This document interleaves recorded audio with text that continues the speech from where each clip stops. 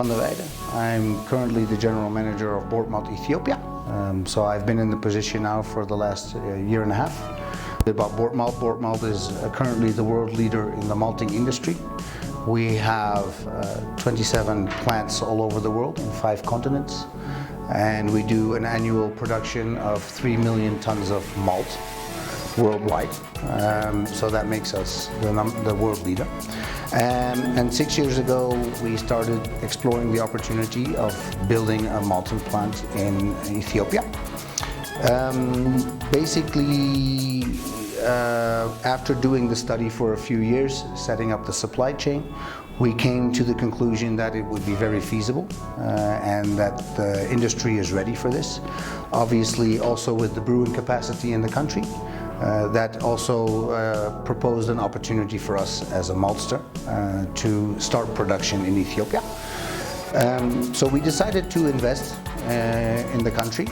We did a fairly large investment on a malting plant in Debre Bahan Industrial Park, with the assistance of the EIC, of course, and on the supply chain we were using the assistance of the ATA. So after being in the country for the last 6 years, I'm proud to say that about 4 weeks ago we went into production. So we started our first production runs, and we are at the moment commissioning the plant and getting ready to run full production in the coming weeks. The impact that we have on the country Ethiopia is quite large. We're using currently contracted farmers around 20,000, which we are looking to increase drastically. We have estimated that we would need around between 40 and 50,000 farmers to grow malting barley for our plant only, for our production capacity. So we are really pushing to increase that supply chain. The full capacity is 60,000 tons of malt annual output, and for this we would need around 75 to 80,000 tons of barley. And seeing the fact that we are using a lot of smallholder farmers, yes, they are clustered in cooperations and cooperatives. We're also using nucleus farmers, but we definitely need to increase the supply chain. And not just us, but Ethiopia as a whole. We have been working on seed varieties, so barley varieties, in the last few years to ensure that we have the right qualities in place. We are working very closely with EAR, ATA, and these government institutions to ensure that we have the varieties in place to produce the right quality of barley that we need for malting barley, because malting barley is not the same as food barley. So we have different sources. We have commercial farmers, we have traders, and we prefer to work with contracted farmers such as unions and cooperatives. So that is the part that we're really looking for to increase. So the livelihood of the farming community is going to increase drastically in the coming years, with Boortmalt being present. We have different ways of approaching.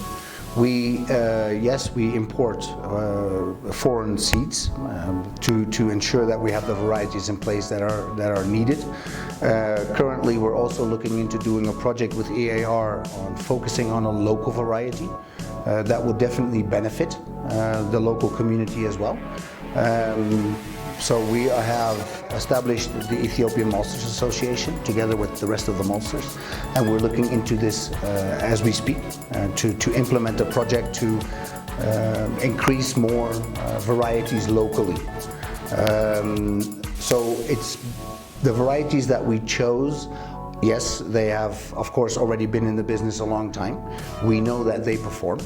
We know that they give the brewers what they need, because obviously we are also expected to have a thorough quality output.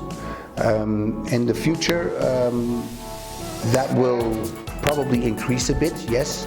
But if we are able to come up with a local variety, that would be, of course, even better for the country. We are really trying to have feet on the ground to assist the farmer there where it's most needed, on the inputs, on the farm management, partly even business management we are assisting. So I believe, and what we have seen in the last 6 years, is that we have a large community already that is quite committed to us as Boortmalt to work with us, due to the fact that you have to show them that you're committed to them as well, to receive commitment. So it's a give and take. We are doing in Amhara region and Oromia region, mostly at the moment it's Oromia region. They are more advanced at the moment. They are also industrializing already with combined harvesters and things like that, which of course we would like to see expand more and more. So what we are looking at also is to increase the hectarage that we are looking for, not only in Oromia region, but also outside of the region.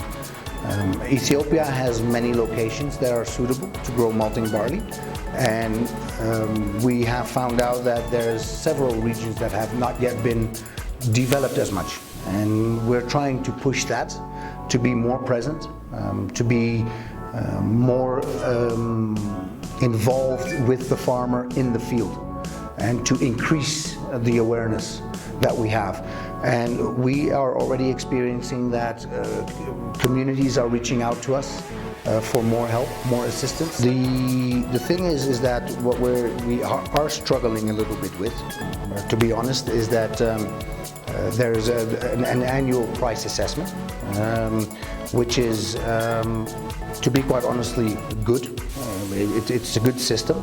The only problem that we are facing a little bit is that the pricing is increased thus far, that international for us it's becoming more and more hard to be competitive. Setting that aside, I still truly believe that if we can increase the malt barley production in Ethiopia, we will also be able to even that out to a level that it would benefit the full supply chain. The farming community is motivated by us. We have around a little bit over 50 people in the field assisting the farmers, training them. We give training days. We assist them on applying chemicals, and we advise them. And next to that, we also assist on financing, but also to increase the long-term partnerships. So in that regard, currently with the output of 60,000 tons of malt annually, we employ currently around 150 people. That is only on the plant in Boortmalt and our field team that support the farmers.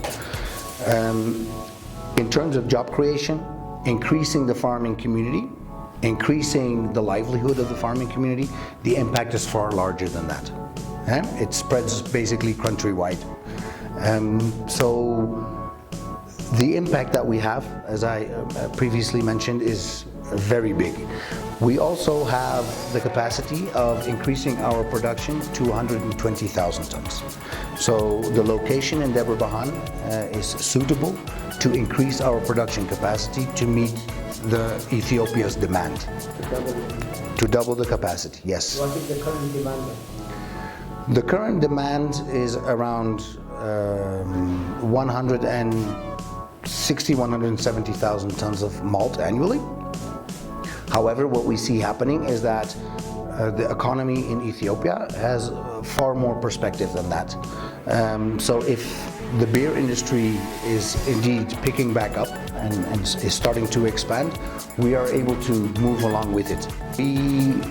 We are on constant contact with the Bureau of Agriculture, the ATA, and basically they're assisting us in all kinds of ways and issues, and they assist us by linking us to certain farmer communities, certain people that have mandates, the Oromia region, Amhara region. So we use that linkage to make sure that we're not floating around in the ocean, but that we try to achieve the fact that we have a straight line of communication, which makes life easier. Because if you start running around in circles, you're talking to the wrong people. But the ATA so far and the Bureaus of Agriculture have been a great help so far. I think the major benefit that we provide having set up in Ethiopia is that we have made a large investment for the long term. That means that we can provide long-term consistency in the business. You don't, put a malting plant in place for 5 years. It's here for the next 100 years, hopefully even longer. So it's for the long term, it's definitely going to benefit the farming community. And yes, sometimes we need to reach out to farmers and discuss with them and to show them the benefits. But to be quite honestly with you, what I see happening now is that we are able to persuade a lot more farmers to grow malting barley for us. And they see the benefits. We're a financially healthy company.